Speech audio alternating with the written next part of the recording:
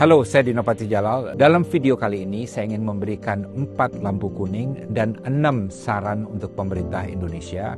Lampu kuning pertama, Piagam Board of Peace sama sekali tidak ada referensi mengenai Palestina atau Gaza. Dan ini membingungkan karena gagasan Board of Peace itu justru dilahirkan dalam 20-point plan yang dihasilkan untuk mencapai perdamaian di Gaza. Dan dalam kenyataannya, wujud Board of Peace yang kemudian ditandatangani di Davos berbeda dari yang dimandatkan oleh PBB. Lebih jauh lagi, kalau kita lihat kata per kata, pasal demi pasal dari piagam, Board of Peace ini praktis menjadi suatu organisasi internasional yang sepenuhnya dibentuk dan dikontrol oleh pribadi, saya garis bawahi pribadi, Donald Trump. Menurut pasal 2.2, semua negara yang menjadi anggota Board of Peace diwakili oleh kepala negara atau kepala pemerintah masing-masing dan berada di bawah Chairman Donald Trump.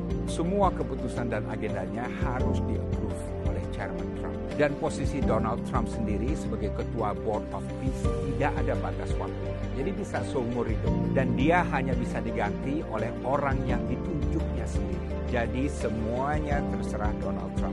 Sangat hierarkis, tidak ada unsur kesetaraan antara Donald Trump dan anggota board dan tidak fair juga. Lampu kuning kedua adalah surat Presiden Donald Trump kepada Perdana Menteri Kanada Mark Carney yang intinya membatalkan undangan untuk bergabung dalam Board of Peace. Ini tentunya karena Presiden Trump merasa tersinggung atas kritik Perdana Menteri Mark Carney terhadap dirinya di Davos. Ini artinya Trump menganggap Board of Peace itu sebagai klub miliknya, di mana ia yang menentukan segalanya. Semuanya berdasarkan like and dislike, berdasarkan ego dan bukan pertimbangan yang objektif. Orang yang kritis terhadap Trump, bahkan sekutunya sekalipun, tidak boleh masuk. Lampu kuning ketiga ada partisipasi Perdana Menteri Israel Benjamin Netanyahu dalam Board of Peace. Jujurnya kita banyak yang merasa terusik dengan hal ini karena yang meratakan dan menghancurkan Gaza justru adalah Netanyahu sendiri. Sementara yang menjadi korban yaitu Palestina tidak diberikan tempat dalam Board of Peace. Selain itu, kehadiran Netanyahu menjadi faktor penting karena dari seluruh anggota Board of Peace pastinya yang paling berpengaruh terhadap Trump baik secara politik maupun psikologis adalah Netanyahu. Israel mungkin satu-satunya negara di dunia yang melalui AIPAC dan berbagai jalur ekonomi, sosial, dan media lainnya sangat dominan dalam politik luar negeri dan juga politik domestik Amerika Serikat. Dengan kata lain, walaupun sama-sama menjadi anggota Board of Peace, peran dan pengaruh Indonesia jauh lebih kecil dibandingkan Israel. Bahkan ada juga resiko kalau kita tidak hati-hati, kehadiran Indonesia dalam Board of Peace akan dimanfaatkan Israel untuk merayu dan memperdayai Indonesia. Lampu kuning keempat adalah apa yang kita saksikan dalam inaugurasi Board of Peace di Davos. Dalam pidato Marco Rubio, Jared Kushner maupun Steve Witkoff di Davos, saya tidak merasakan empati terhadap penderitaan luar biasa yang dialami rakyat Palestina dalam 2 tahun terakhir. Bahkan dalam slide mengenai timeline konflik Gaza 2 tahun terakhir yang ditunjukkan di Davos, tidak ada rujukan sama sekali mengenai jumlah korban sekitar 70.000 orang di Gaza yang oleh PBB disebut sebagai genosida. Dan juga tidak ada penggunaan kata freedom dalam merujuk pada warga Palestina. Padahal kata freedom ini biasanya merupakan jargon yang paling wajib dalam semua pidato politik orang Amerika. Pidato Rubio, Kushner, dan Witkoff juga penuh dengan pujian dan pujaan terhadap Presiden Trump. Sehingga terkesan acara ini is all about Trump dan bukan mengenai Palestina. Terlepas dari semua ini, karena Indonesia sudah keburu masuk dalam Board of Peace, saya ada beberapa saran untuk pemerintah Indonesia. Ada 6 saran. Pertama, selalu simpan opsi bagi Indonesia untuk keluar dari Board of Peace. Kalau Board of Peace ternyata melenceng atau bahkan mengecilkan peran PBB, dan kalau Board of Peace benar-benar menjadi Board of Trump dan menjadi platform agenda politik luar negeri yang bertentangan dengan kepentingan dan prinsip kita atau dengan hukum internasional, sebaiknya kita keluar. Bebas aktif mengharuskan kita untuk tidak menjadi antek siapapun. Tegaskan pula dari awal bahwa Indonesia tidak akan mungkin membayar iuran $1 miliar untuk menjadi anggota permanen Board of Peace. Jumlah itu 500 kali lebih besar dari iuran tahunan Indonesia untuk sekretariat ASEAN. Kedua, dalam kaitannya dengan Gaza, karena masalah yang pastinya akan rumit sekali adalah keikutsertaan Hamas, baik secara politik, ekonomi, sosial, dan militer.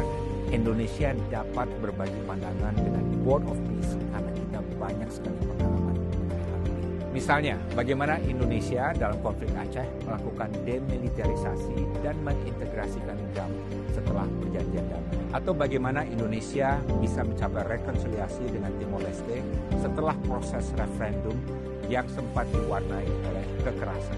Atau bagaimana Indonesia sebagai mediator dapat membantu mempersatukan pihak-pihak yang dulu berkonflik di Kamboja. Ketiga, jujurnya yang paling diharapkan Presiden Donald Trump dalam Board of Peace adalah kontribusi Indonesia dalam pasukan perdamaian, apa yang dinamakan International Stabilization Force, yang sudah di-approve oleh Dewan Keamanan PBB.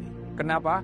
Karena negara-negara Arab umumnya tidak mau ambil bagian dalam pasukan ini karena resikonya yang tinggi dan juga pertimbangan lain. Karena itu, kita harus ikut bersuara dan ikut merumuskan terms dan modalitas dari pasukan ISF itu. Harus jelas dari awal. Jangan sampai Indonesia, seolah menjadi satpam proyek properti orang lain. Peran Indonesia adalah untuk menjaga keberlangsungan gencatan senjata demi keselamatan rakyat Palestina di wilayah konflik Gaza.